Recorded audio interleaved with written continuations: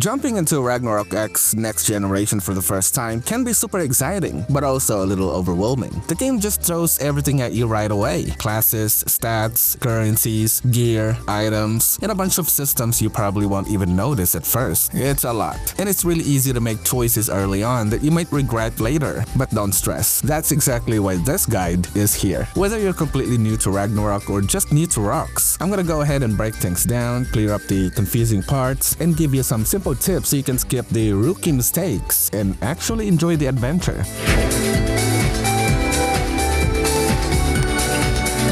Alright, I'm gonna go ahead and start off with explaining each class and which one should you pick based on your taste. So after going through the intro quests, the real game actually begins when it's time to pick your class. And this is where your personal taste really comes into play. You start off by choosing one of 6 classes: Swordsman, Acolyte, Mage, Thief, Archer, and Merchant. But that's just the beginning. Each of these has 2 branching paths, turning them into 12 advanced classes. Swordsmen can become Knights or Crusaders. Acolyte turns into priests or monks. Mages evolve into either sages or wizards. Thieves can be assassins or rogues. Archers branch into hunters or bards. And dancers, bard for males, dancer for females. And then merchants, they advance into blacksmiths or alchemists. Basically, if you're someone who likes big numbers and top tier DPS, then going archer and advancing into hunter is probably your best bet right now. Hunters are basically the top dogs when it comes to raw damage output,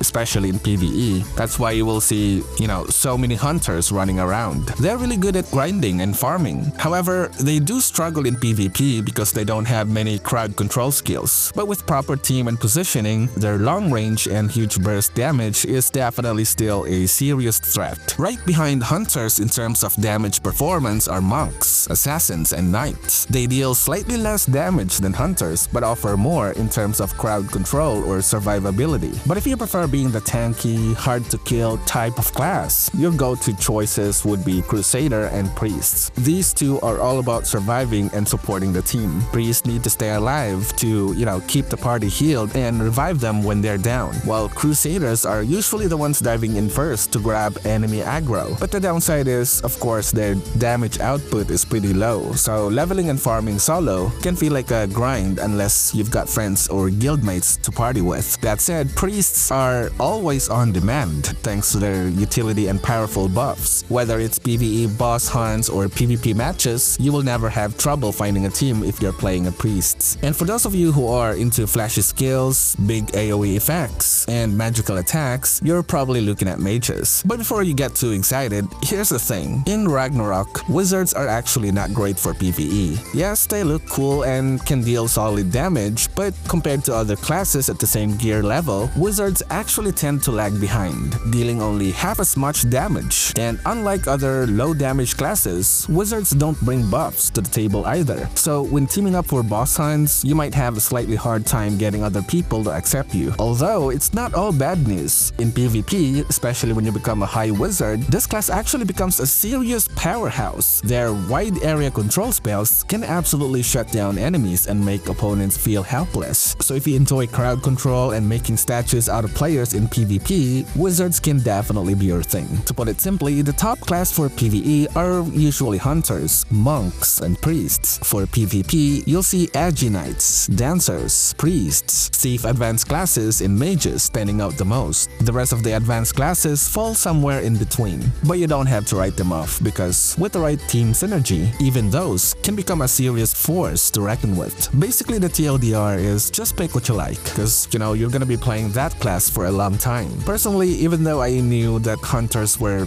the top DPS class, I still picked mage because, I usually go with either sword-based classes or mages in MMOs, and this time I went with mage. Actually, even if mages don't shine in PvE, I really like their flashy gameplay and, PvP performance.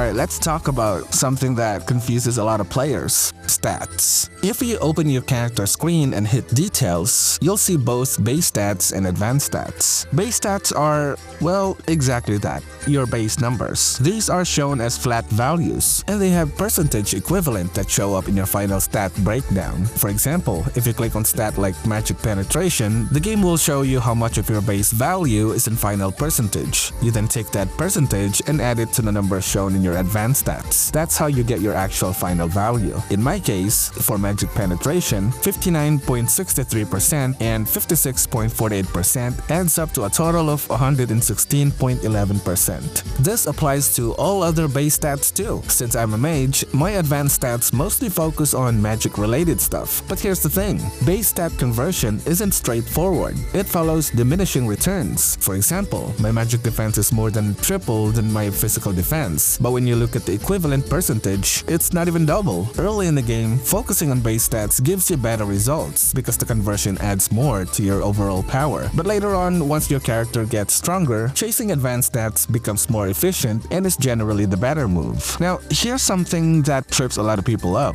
Damage bonus percentages. Stats like physical damage bonus plus 12 and the final physical damage bonus plus 4. The problem is, some people invest in former stat, expecting huge gains, but then later ask why their damage didn't really go up much. The regular damage bonus percentage, without the word final, only boosts your flat damage bonus, which is separate stat entirely. The flat numbers get added directly to your damage output, but it doesn't scale with your total power. It's great when your base damage is low, but it quickly becomes useless as you level up. For example, when I was still low level and doing around 1000 damage, 1000 flat damage bonus would double my output to 2000. But now that I'm hitting a million, that same 1000 bonus barely changes anything. Now, I won't get too deep into the actual damage formula here. That's gonna be a long topic and we'll just, save that for another time. Items and equipment, what you need to know. So, gear in this game comes with 4 rarities: white, blue, purple, and gold. White, blue, and purple gear drop from instance dungeons. Gold equipment only drops from MVP and mini-bosses. Of course, all gears can also be obtained via gacha or bought through exchange center. The big difference between rarities are their bonus stats and how well they scale when refined, but the cost would be exponentially higher as well. We'll get more into that in a sec. Now, here's something players often overlook: gear awakening. There are 3 ways to improve your gear: level upgrades, enchanting, and refining. But when all your equipment reaches a certain upgrade level, you unlock a stat boost across the board. For example, if your gear hits level 60, you get a 40% boost on all your upgrades. Some players dump all their resources into upgrading just their weapons at first, but gear upgrades get very expensive the higher they go, so it's actually more efficient to upgrade your whole gear set evenly to get that awakening bonus. Now, if you plan to go the free-to-play route or low-spender route, I recommend sticking with blue or purple gear. Ideally, you'd want a purple or blue weapon, white armor, and blue or purple accessories, because these don't require crazy number of expensive materials to refine, unlike golden gear. To give you a better idea, refining white weapon costs 4 Oridicon, blue needs 8, purple needs 12, and gold needs 16. In terms of refinement stat gain, blue gives 1.5 times the boost of white, purple gives 1.7 times, and gold gives 2 times. The difference between purple and gold might seem small on paper, but purple is significantly cheaper and easier to work with long term. You'll see what I mean once you start playing more seriously. And also, gold gear is hard to get. The easiest way to get them is to buy them in exchange center using diamonds. But diamonds are tricky. You either buy them with real money or trade crystals for them. Crystals trade option has a daily and monthly limit. You can only exchange 5,000 diamonds per day, basically capped at 30,000 per month. But the limit goes up to 60,000 if you buy the $5 monthly VIP pass. Now, I've actually been saving up diamonds for a while now, and I finally bought the Divine Shield. It's actually not too pricey, and in my opinion, it is currently the best shield for mage users with one-handed weapon build. Leveling and guild events.